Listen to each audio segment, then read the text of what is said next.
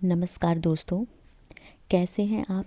आशा करती हूँ आप सभी बहुत अच्छे होंगे और अपनी तैयारियों में बहुत ही अच्छे से लगे हुए हैं। तो फ्रेंड्स, क्या आप भी एक हाउसवाइफ हैं? क्या आपकी सुबह रसोई से शुरू और रात को बच्चों के होमवर्क पर ख़त्म होती है और कहीं बीच में आपकी किताबें, आपके सपने दब जाते हैं?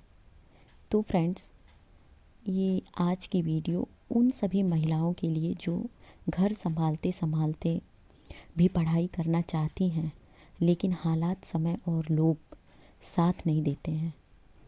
तो याद रखिए, ये लड़ाई आपकी है। आपको इस लड़ाई को खुद ही अकेले लड़ना है और जीतना भी है। फ्रेंड्स, हाउसवाइफ की पढ़ाई आसान नहीं होती। सुबह से रात तक काम ही काम, कभी बच्चे, कभी घर। और जब हम किताब खोलते हैं तो कोई आवाज़ आती है, चाय बना दो, बच्चे को देख लो, घर पहले, पढ़ाई बाद में, आदि तमाम तरह की बातें सुनने को मिलती हैं। और धीरे धीरे हम खुद से कहना शुरू कर देते हैं, शायद अब पढ़ाई जो है वो हमारे लिए या मेरे लिए नहीं है। लेकिन फ्रेंड्स, मैं आपसे एक बात कहना चाहती हूँ और सच कहती हूँ कि फ्रेंड्स, हाउसवाइफ होना कमज़ोरी नहीं है, ये आपकी सबसे बड़ी ताकत है।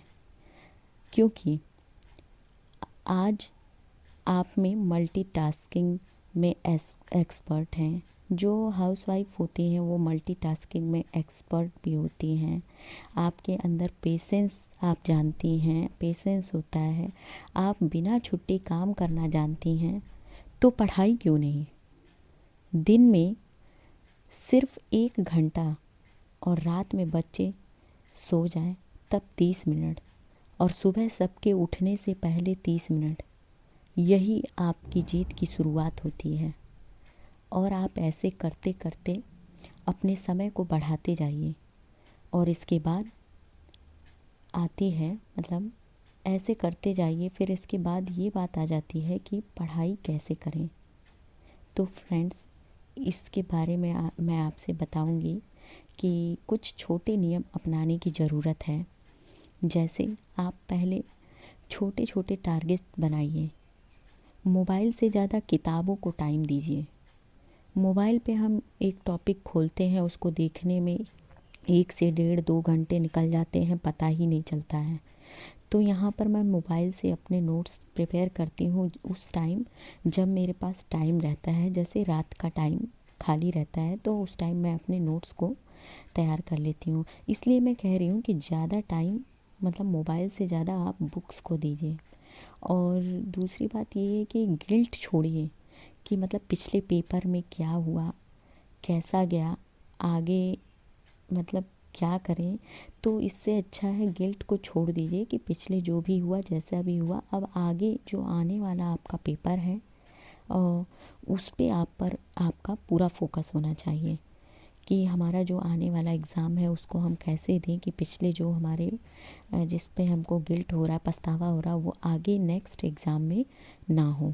तो इस पर हमारा पूरा आने वाले पेपर जो है उस पर पूरा फोकस होना चाहिए। और तीसरी बात ये है कि खुद का कंपेयर दूसरों से मत कीजिए कि उसने इतना पढ़ाई कर लिया, उसका सिलेबस इतना कवर हो गया, मेरा नहीं हुआ।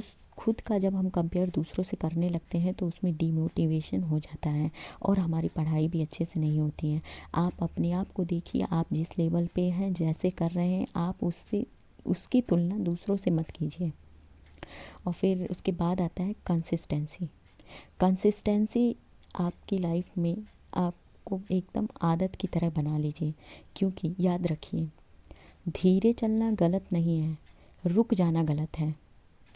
और फ्रेंड्स, इतिहास गवाह है, कई सफल महिलाएं माँ बनने के बाद, शादी के बाद संघर्षों के बीच ही बनी हैं। अगर आप आज से शुरू करेंगी तो कल आपकी कहानी किसी की इंस्पिरेशन बनेगी। तो फ्रेंड्स, ये वीडियो आपकी कहानी बोल रहा है तो समझ लीजिए आप अकेली नहीं हैं और आप हारी नहीं हैं। अपने से कहिए, मैं हार नहीं मानूंगी, फ्रेंड्स, ये वीडियो अगर आपको अच्छी लगी हो और इससे थोड़ा भी अगर आप मोटिवेट हुए हों तो लाइक, शेयर एंड सब्सक्राइब ज़रूर कीजिएगा। तो फ्रेंड्स, मिलते हैं न्यू वीडियो में न्यू टॉपिक के साथ। तब तक के लिए bye bye, take care and thanks for watching my video.